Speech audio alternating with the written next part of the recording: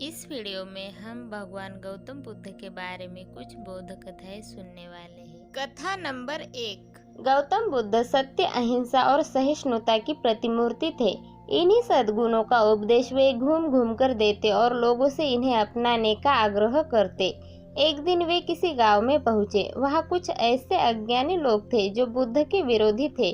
वे बुद्ध को अपशब्द कहने लगे। यह देखकर बुद्ध के शिष्यों को बहुत बुरा लगा। उन्होंने बुद्ध से इसका विरोध करने का आग्रह किया तो बुद्ध ने उन्हें समझाया कि ये लोग तो अपशब्द ही कह रहे हैं। यदि ये पत्थर भी मार रहे होते तो मैं भी कहता कि मारने दो। मैं जानता हूँ कि ये कुछ कहना चाहते हैं लेकिन क्रोध के कारण कह नहीं पा रहे।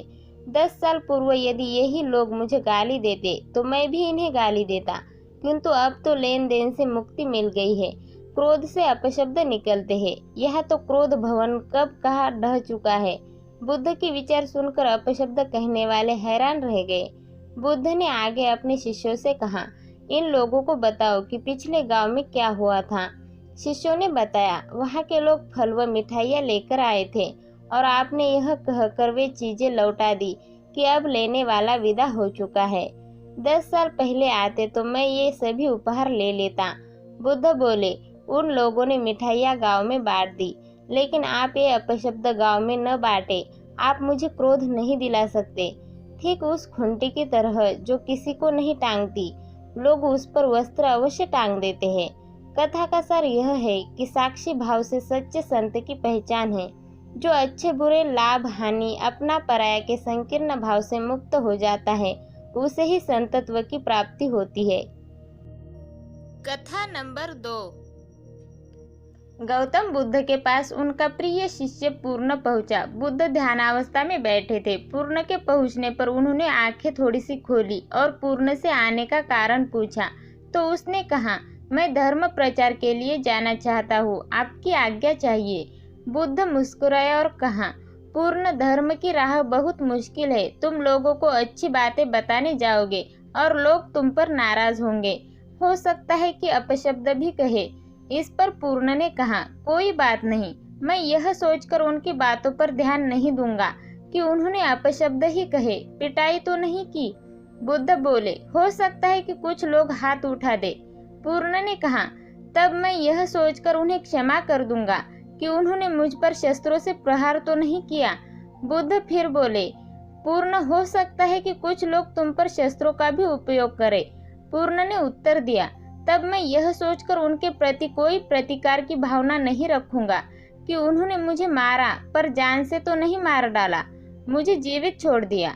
बुद्ध ने फिर कहा, और यदि तुम्हारे प्राण ही ले लिए तब?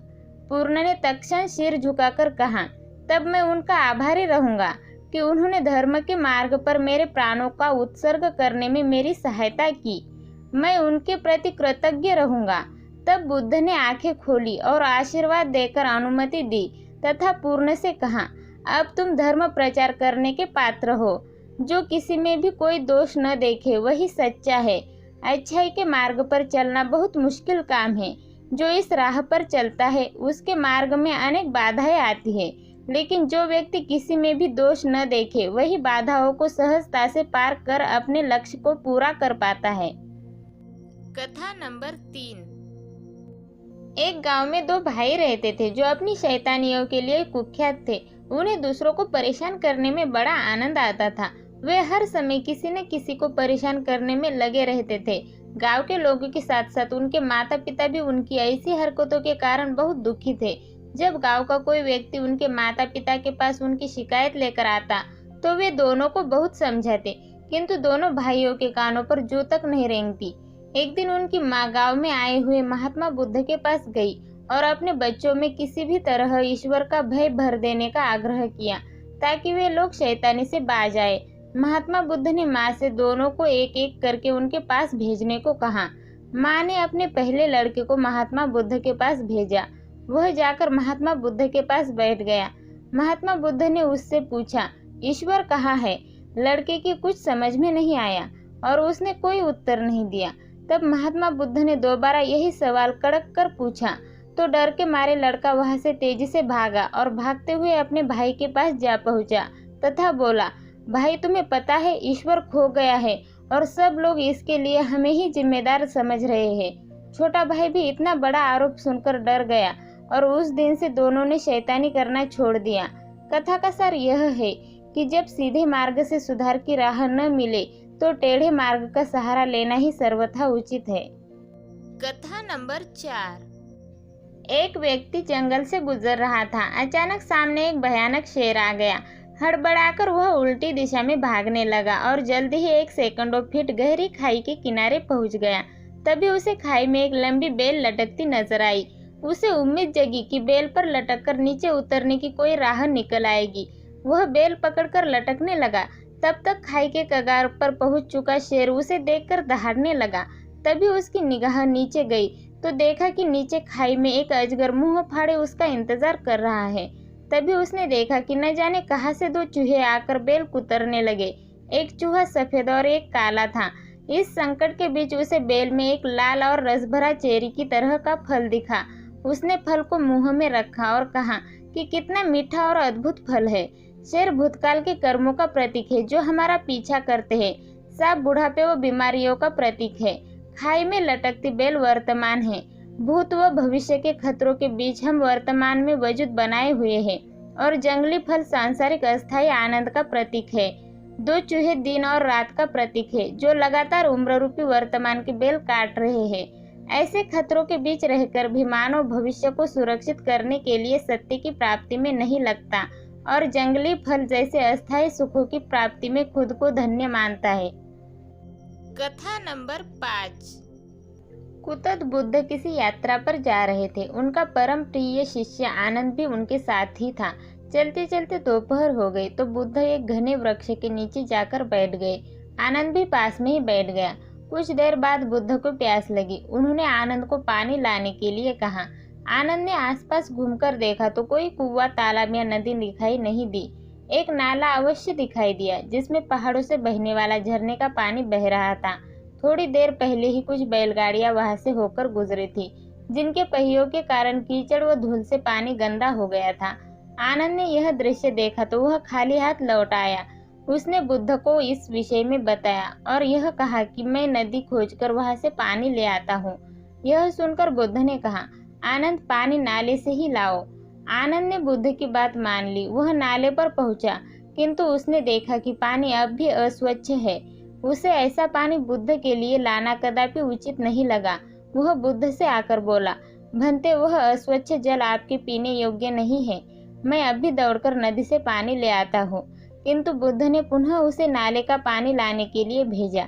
इस बार जब आनंद नाली पर गया तो उसने देखा कि पानी में जो कीचड़ व धूल की गंदगी थी वह नीचे बैठ गई है और पानी निर्मल हो गया है। वह प्रसन्न हो बुद्ध के लिए पानी ले आया।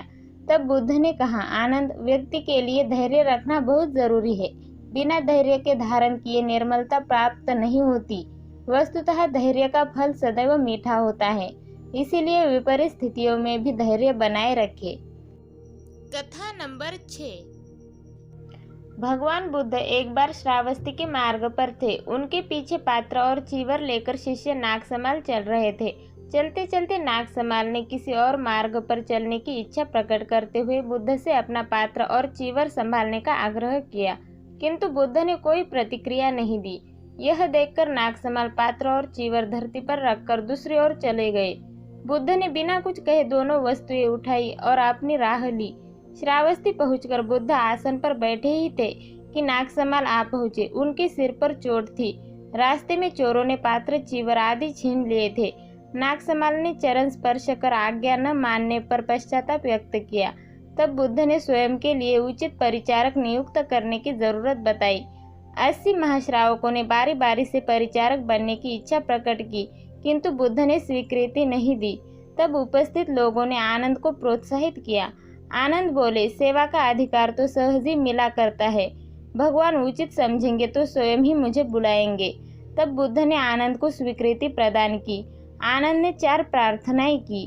भगवान, आपने पाए उत्तम चीवर मुझे न दे, भिक्षा न दे, एक गंध कुटी में निवास न दे और निमंत्रण में लेकर न जाए।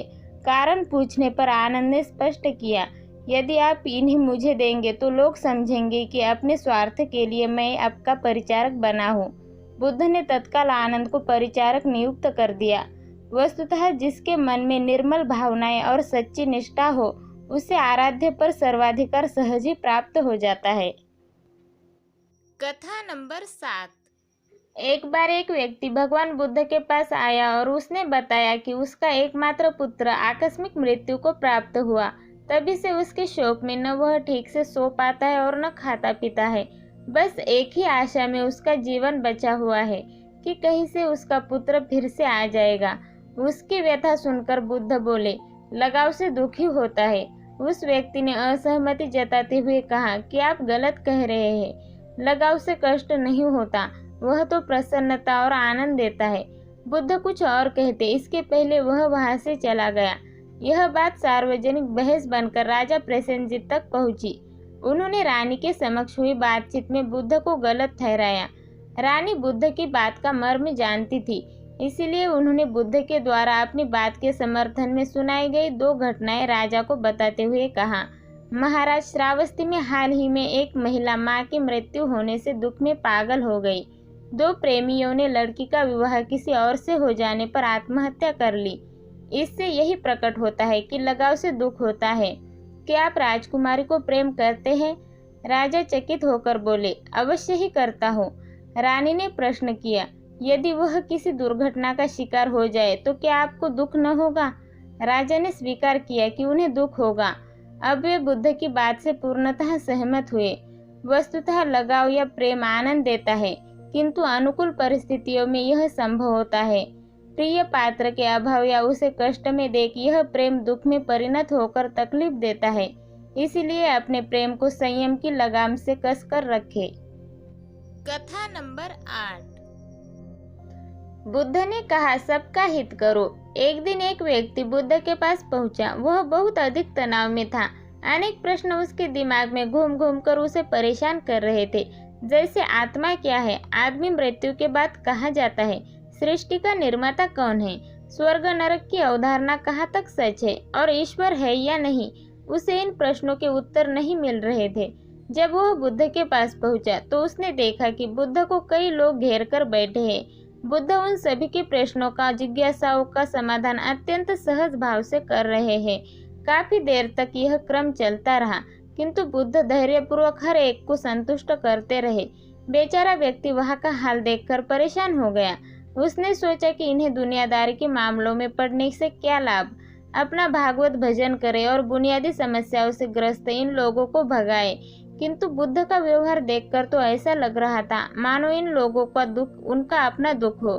आखिर उस व्यक्ति ने पूछ ही लिया, महाराज, आपको इन सांसारिक बातों से क्या लेना देना? बुद्ध बोले, मैं ज्ञानी नहीं हूँ और इंसान हूँ। वैसे भी वह ज्ञान किस काम का जो इतना घमंडी और आत्मकेंद्रित हो कि अपने अतिरिक्त दूसरे की चिंता ही न कर सके। ऐसा ज्ञान तो अज्ञान से भी बुरा है। बुद्ध की बातें सुनकर व्यक्ति की उलझन दूर हो गई। उस दिन से उसकी सोच व आचरण दोनों बदल गए। कथा का सार यह है कि ज्ञान तभी सार्थक होता है जब वह लोक कल्याण में संलग्न हो। कथा नंबर 9। एक आदमी को बुद्ध ने सुझाव दिया कि दूर से पानी लाते हो, क्यों नहीं अपने घर के पास ही एक कुआं खोद लेते, हमेशा के लिए पानी की समस्या से छुटकारा मिल जाएगा। सलाह मानकर उस आदमी ने कुआं खोदना शुरू किया, लेकिन 7-8 फीट खोदने के बाद उसे पानी तो क्या, गीली मिट्टी का भी चिन्ह नहीं मिला। उसने वह जगह छोड़कर दूसरी जगह खुदाई शुरू की, लेकिन 10 फीट खोदने के बाद भी उसमें पानी नहीं निकला। उसने फिर तीसरी जगह कुआं खोदना शुरू किया, लेकिन यह भी उसे निराशा ही हाथ लगी। इस क्रम में उसने 8-10 फीट के 10 कुएं खोद डाले, लेकिन पानी कहीं नहीं मिला। वह निराश होकर बुद्ध के पास गया। उसने बुद्ध को बताया कि मैंने 10 कुएं खोद डाले, मगर पानी एक में भी नहीं निकला। बुद्ध को आश्चर्य हुआ। वे स्वयं चलकर उस स्थान पर आए जहां उसने 10 गड्ढे खोदे हुए थे। बुद्ध ने उन गड्ढों की गहराई देखी और सारा मांजरा समझ गए। फिर वे बोले, 10 कुएं खोदने के बजाय एक कुएं में ही तुम अपना सारा परिश्रम लगाते तो पानी कब का मिल गया होता। तुम सब गड्ढों को बंद कर दो, केवल एक को गहरा करते जाओ, पानी निकल आएगा। उसने बुद्ध की बात मानकर ऐसा ही किया।